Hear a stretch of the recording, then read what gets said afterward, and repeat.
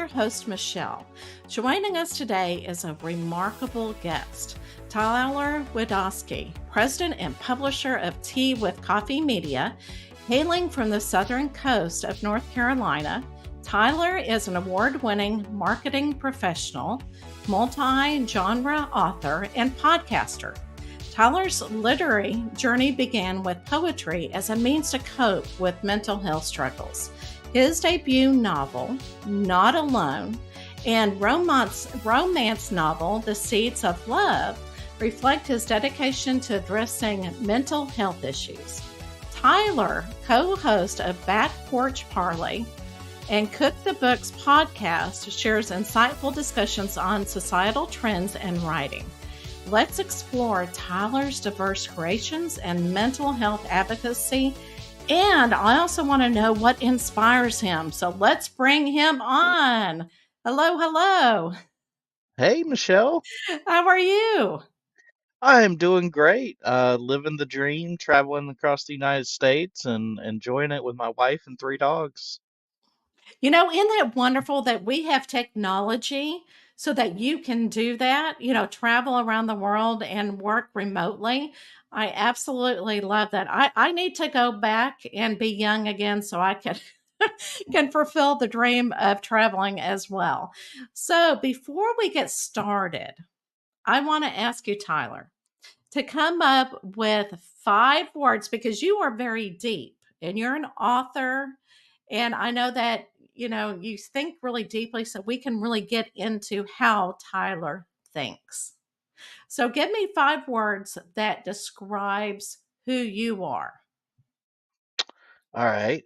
Passionate, advocate, dedicated, um, committed, and selfless. Oh, I love it. I love it. And whenever I was looking at your bio, that pretty much describes everything. And I also want to add one word in there as well, warrior and stubborn in Yes. a good way. Yes. You know what I'm saying? In Yes. a good way. When I say stubborn, people go, "What do you mean? What are you talking?" But okay, so I'm going to go ahead and bring on stage your books. And I actually read that the one Not Alone. So I really want to dive into this book and then we'll talk about the other books as well. But just looking at your books and the way that you write, it's almost like you write about what you know, what you have experienced. And to me, that really, gripped my attention. And I thought, wow, he's really experienced some things. Can you go ahead and talk about how you go about writing, and why you decided to get inspired to get it out in public? So writing's always been a passion of mine, way back since I was a little kid. I grew up in the mid to late 90s, and back then you didn't really have Game Boys and tablets and things like that to keep you occupied. So I used to go. My grandmother was a English teacher, principal, and later my elementary school principal. And we spent a lot of time, or I spent a lot of time with her in the school system, and took to writing because all I had was pen and paper. I couldn't go outside and play because, of course, we're on a high school campus or on a school campus, and Right. um, you're not allowed to go out and play with the older kids. So I spent a lot of time writing and drawing comics for my grandmother. And she always inspired me. She loved my writing. She loved what I was doing, and she just encouraged me to keep on writing. And as school went on, and I kind of fell out of love with writing because there was a lot of technical writing that gets kind of be boring and tedious. Mm. Killed my love for writing, and it was sad and unfortunate, but in 2018, 2019, I moved back in with my grandmother for about 4 months while my house was being built. Mm. And she asked me one day, she said, "Are you still writing?" And I told her, basically what I just told you. And she said, "Well, why don't you write something for me?" So that inspired me to, put together a story. And I tried to think of some ideas, and I finally came up with the idea of Not Alone, which was originally a novella and I recently rewrote it and republished it in October of this year as a full length novel. And it came to me while I was driving home from work. I was like, I'm gonna write a story for my grandma, just showcasing some of my mental health struggles, because she was very passionate about my mental health and my mental illness, and she was one of the ones that had been most supportive of me, finding a solution and finding a cause behind my issues that I was having as I Mhm. was younger. And so I wanted to write that for her, and I really pantsed it. I didn't know anything about writing a book, so I just kind of went with it and just started writing. Um, I showed it to my grandmother each chapter as I finished. I read it to my wife. I showed it to my brother, his chapter, and my mom and stepdad, their chapter. And, my best friends, I showed them their chapter, and of course, my wife's her chapter. And Right. they all loved it, and they kept telling me how much inspired them and made them feel connected to me and understand me more. And that was really what inspired me to put it out to the world. I at first, I because whenever I got the initial diagnosis of bipolar disorder, and anxiety and depression, I was kind of ashamed.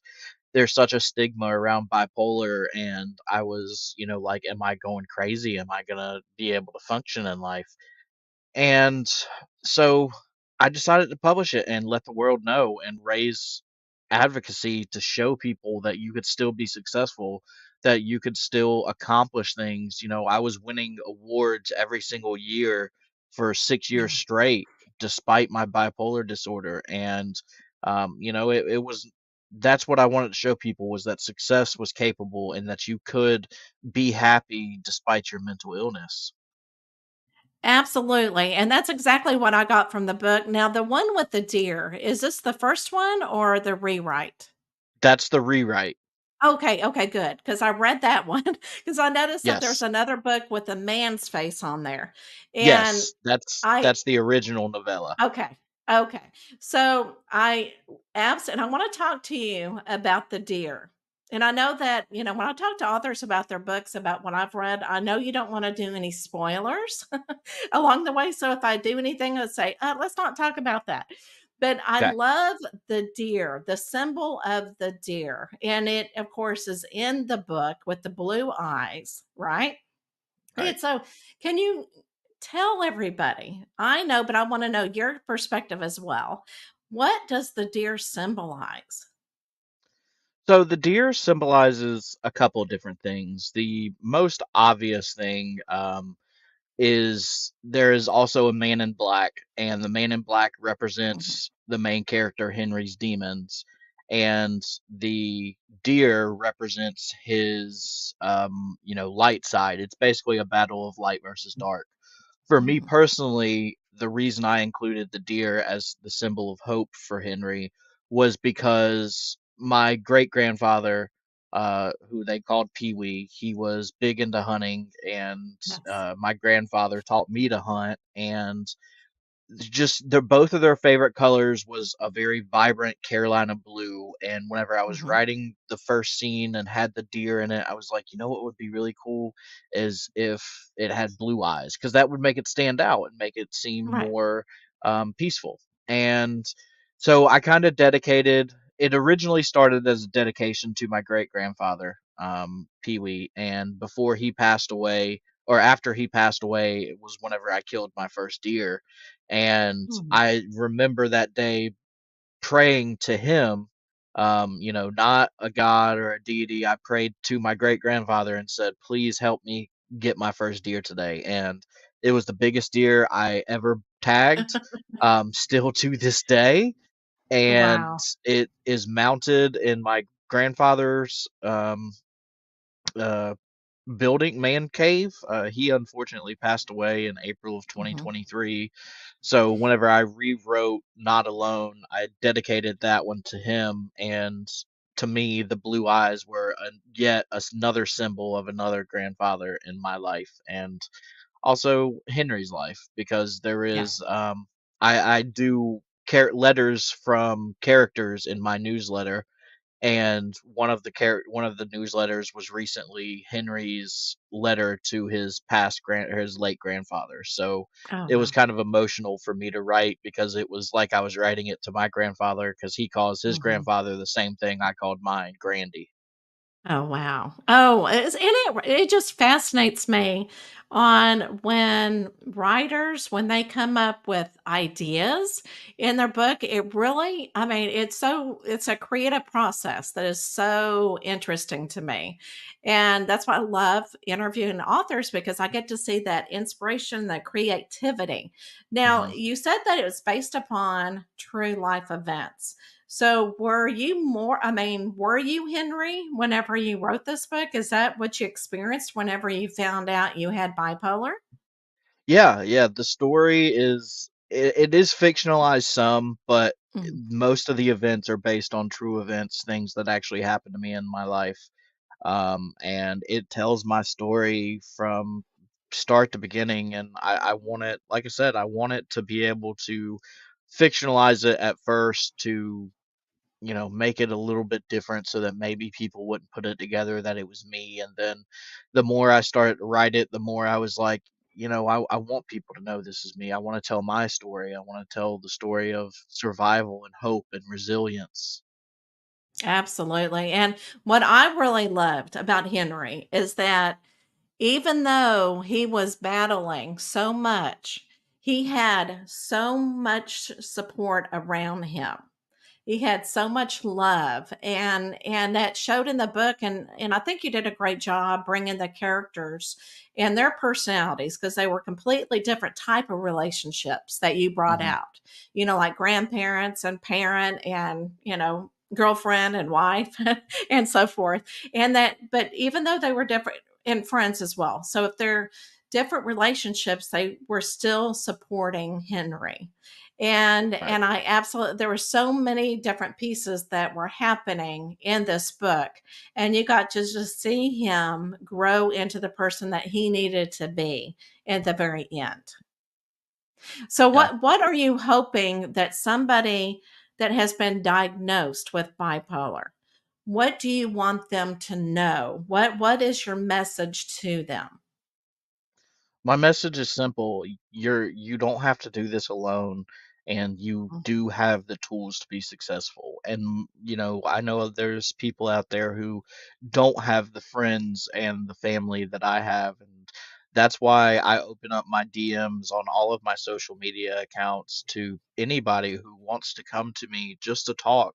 I'd rather mhm, hear about your problems now than have to hear about them, through an obituary the next right. day.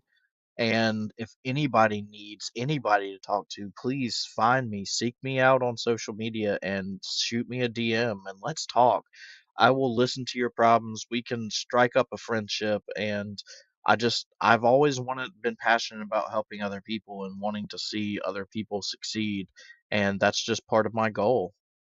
Oh, and not only too are you educating people with, bipolar and how to accept it and to know that you're not alone and to seek it, you're also educating the people that are not aware of bipolar. And I think that is just as important so that people, because I know that, I heard this somewhere that educators were saying, you've got bipolar, so you're not going to go anywhere.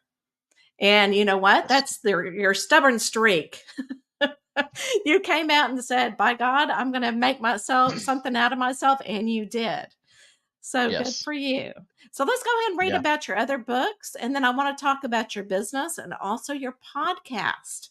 But All right. I know, they're just again, you just got started, and you're just going. I'm going to prove to everybody, and my goodness, I don't know how you have time for all this.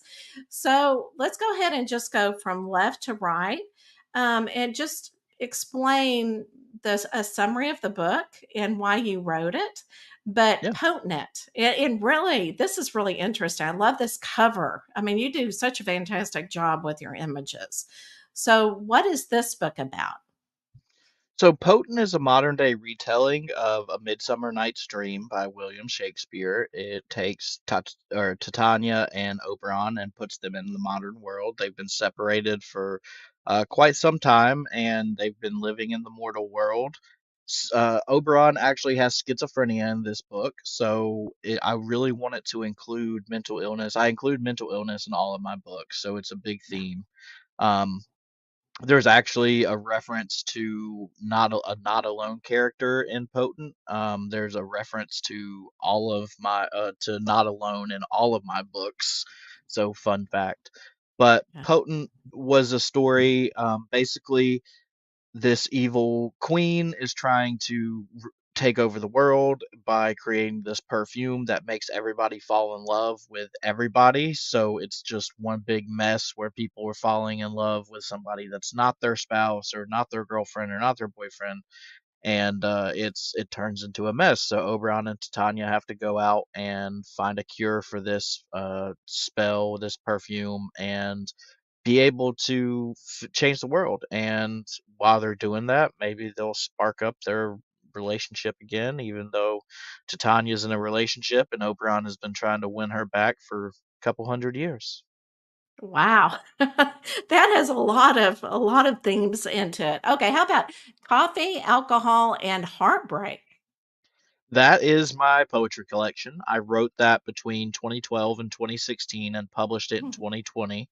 And I wrote those while I was struggling through before I was diagnosed with mental illness to a year after I was diagnosed with mental illness. So it kind of goes through my journey, the darkness that I battled while I was undiagnosed, fighting addiction, fighting the bipolar disorder, going through the real life, being introduced to the real world for the first time. 2012 was when I graduated high school. So, being able to come out of that and then go into the real world and be shocked into, I moved out of my mom's house at 18 and stayed with a roommate and got into bad habits. And being able to tell my story through poetry was important to me, and I just always kept them in a document on my Google Drive. And one day was going through it and decided, I was like, I'm gonna publish this because it may not be the best poetry in some people's eyes, but I wanted to get it out there.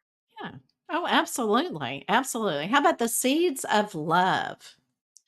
That is the first of a 5-book series. It is about a mentally ill young man who falls in love with this girl, and they live through a long distance relationship. They go through a lot of trials and tribulations throughout this relationship, including being distant and family issues and friends issues and things like that. I'm working on book two, which should be coming out in late 2024. Wow. So be on the lookout for that. We don't have a cover for it yet, but hopefully we Yeah. will soon. And yeah, Oh my goodness. Okay, principles, principles. all right. Principles is probably one of my favorites so far. It is actually a story dedicated to my grandmother. She was the first female principal in a very rural county in the late 80s. And this story is about a female principal in the late 80s she's the first female principal and goes through the trials and tribulations she faces Yeah. from students and staff and faculty and her superiors, and shows the different struggles that she faced. It's not exactly based on a Yeah. true story, but it is inspired by my grandmother. I wrote the main character how could have seen my grandmother handling these situations and built her after, my grandmother. Wow. We're getting to know a lot about your grandmother, and it's Yes. so interesting because my mother was also an English teacher, but she would get out the red pen Hmm. and look at my grammar in the paper. And so when she gave it back to me, it had all this red ink everywhere. And I'm going, okay, I, a defeated me. I'm going, I'm not going to write anymore. Or if I do, I'm not going to show you anymore. Did Yeah. your grandmother ever get the red pen out? Oh yeah, and whenever I was writing my novella, she actually Hmm. edited it Yes. first. Right. She was the first one to edit it and went through it with a red pen and marked it up. And I went back and made the changes. And I was Mhm. thankful for her on that one. But yeah, Right. whenever I was younger, it was kind of, it felt defeating. Right. It was one of those feelings that's like, ooh, my grandma is tearing up my paper. If she can't even, if she finds all these flaws, what are other people going to find?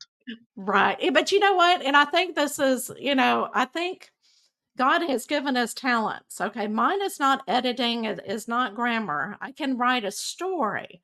And I know you can write a story. So your talent is getting it on paper and then getting somebody to go back and look at all the grammar. So at least we've got somebody that can support us in that area. Because, oh my Right. goodness, yeah, everybody's got their talents.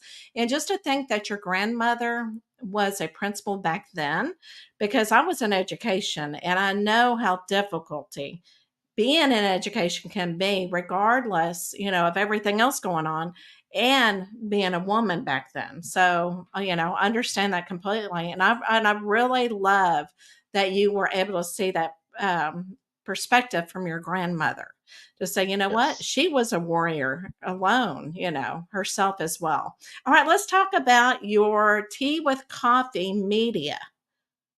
Yeah. So, how So how did you start this, and what do you do?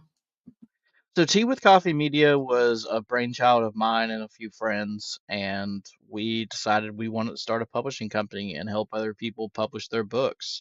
It's been quite the journey so far. We've faced some challenges, we've faced some successes, and it's just about keeping going. But we are a publisher, we're a traditional publisher, so our authors don't pay a dime for our services.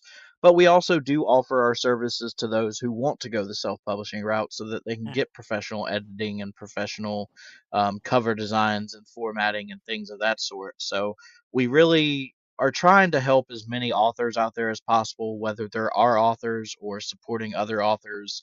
It's all about raising up the indie community. Eventually, we want Mhm. to expand into podcasts and blogs and YouTube channels and things like that to help more indie creators. And I think it's very well needed. Don't you know, or don't you, let me think, what is your perspective on, because I know that when COVID came around, everybody was at home and they thought, you know what? A lot of people go, I'm going to write my book, which I think is wonderful. And so, don't you think that in the indie writers are really changing the way that we're publishing books and getting books out there than paying somebody, a professional? I don't want to say, what do you call the other Vanity publications? publishers. The what? Are you talking S vanity publishers? Yes. Yeah, the other ones that are not indie, independent. Yes. Yes, where, they take pretty much your book and they make it their own, basically. So, I think Mhm. it's wonderful that you're doing that, because I think people, whenever they go independent, they are able to keep their ideas and voice what they want in the book versus the other way. Absolutely. Yeah, yeah. So I think it's very well needed. So, all right. So, if somebody wants to write a book, where can they reach you on the media page, Tea with Coffee Media? Yeah, our website is teawithcoffee.media, and Okay. my direct email is teawithcoffee@teawithcoffee.media. Okay. And I'll put it in the show notes, but I just wanted, since we're talking about it and somebody says, "Hey, I want to get my book out there." Plus, they may want to see what books that you have actually published to get out there. And because I think that's really important too, is to see the publishing company and see what they've done already. All right, so I've got to talk to you about your podcast. Yes. Okay, I love it. So, I actually watched a couple of episodes of Back Porch Parley, and I absolutely loved it because it's just you and what is your friend's name? Matt. Matt. I love how you and Matt kind of go back and forth. You're just kind of kicking your feet up and just talking, Yeah. about society. So, what inspired you to do this podcast? We started it during the COVID era when there was a lot of division and hate and bigotry going on in the world. And we Mhm. just wanted to show people that you could have a discussion without getting angry and have different opinions. And you could just kick back, like you said, throw your feet up, sit back with a beer, Yeah. and have a conversation. And that's what we did. Most episodes, me and him were sitting there popping open a cold craft beer and just having a good time chatting about life and what we were doing and what was going on and just anything in general. And we have some episodes called open parlays where we didn't have a topic, we just went in and started talking about life and what was going on and things that we had seen, and those turned out to be some of our best episodes, better than the ones where we had topics. Oh, right. Oh, absolutely. I love it when you just on the spot and you're talking. So okay, so cook the books. I love this one. Yes. So Cook the Books is a Tea with Coffee Media podcast. It was started by me and my best friend and vice president of marketing, Kelsey Ann Lovelady. And we started it to, well, of course, raise awareness for Tea with Coffee. We do interviews with Tea with Coffee Media authors and staff members just to get their names out there too. And sometimes we work with other publishers to help get their authors out there or their name out there. And it's just all about writing trends, hot topics in the writing community, and just showcasing the amazing indie family that we've built at Tea with Coffee Yes. Media. Absolutely. And I love it because you got topics that somebody can follow when writing a book. So Yeah. how about and I love this one. I caught this at the very end when I was putting all this material together. Adventure with Coffee. So is that your wife with you? Yes, and Yes. we Okay. actually, this is an older logo. We just adopted Okay. a third dog named Rocky. He is a 9-year-old pit bull. He was my wife's late brother's dog, and the people he was staying with, their issues came up and they couldn't keep him, so we took him in. So we have the two dogs on the logo, and that is my wife and me. And we it's not a podcast, but it is a blog. It's a travel blog, Oh, and okay. yeah, so we do a lot of blogging through it, RV tips and tricks, travel tips and tricks, brewery reviews, restaurant reviews, campground reviews, all kinds of stuff for people to kind of keep up with what we're doing. We started it mainly Yeah. for like family and friends, but it's kind of grown to extended people that, we don't really know, but they see our logo and they want to jump in. So, Oh, absolutely. I know. Again, I don't see how you're doing all this. So you're doing everything that we've talked about. Plus, yes, you write a lot of blogs as well. yeah. So is there anything, Tyler, that we did not talk about that you want to make sure that we get into this episode? No, I think we've covered everything. You did a good job. I appreciate it. Oh, That well, was thank you. very thorough. We got to everything that I wanted to cover. Well, good, good, good, good. Um, Okay, so what I do want to talk about before we do your last question. Well, you know what? Let's go ahead and do the will first, and then we'll do that. Okay. Okay. So, and he's probably going, "What is she talking about?" All right. So let me go ahead and bring up the will, and we'll see what the last question is. Let's see. Let's see. And this is from my being an educator. Okay. Yes, I love it. I love it. So, a lot of people have favorite numbers. So, what is your favorite number and why? My favorite number used to be 8 or 18, Okay. because I would see 8 in all of my fortune cookies and it just became my angel number. But whenever I met my wife, she was number 15. She played college soccer, and she was number 15. And I started playing softball and became number 15. And that just became my favorite number because it was like both of our numbers playing sports, and it was just a Interesting. good Yeah. memory. Yeah. Yeah. So it depends up. Yeah. Like I was about to say, it depends upon the situation you're in that Yeah. brings up on that memory. And it's so interesting that, wow, both of you had the same number while playing sports. That is Yeah. incredible. All right. So before we leave everybody, And I'm going to go ahead and let everybody know if this was really resonating with you, please share it with somebody who really needs this information. Tyler, before I push the to go or to go button, I want you to give one more inspirational statement that you want to leave everybody with. You've made it through 100% of the bad times so far. Don't lose that perfect record. Perfect. And so we're going to leave it with that. All right, everybody. I will see you next week for more inspiration.